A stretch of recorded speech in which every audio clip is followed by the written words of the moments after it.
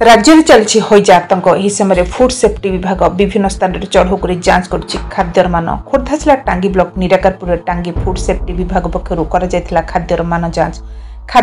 जांच बेले food safety विभाग टीम को निराकारपुर थाना निकट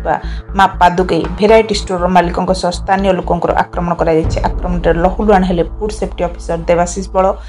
देवाशीष बल समेत टीम सदस्य मैंने आहत होती मोबाइल फोन और सुना चेन लुट उद्यम होती निराकारपुर थाना अभियोग कर फुड सेफ्टी ऑफिसर देवाशीष बल माँ पादुकई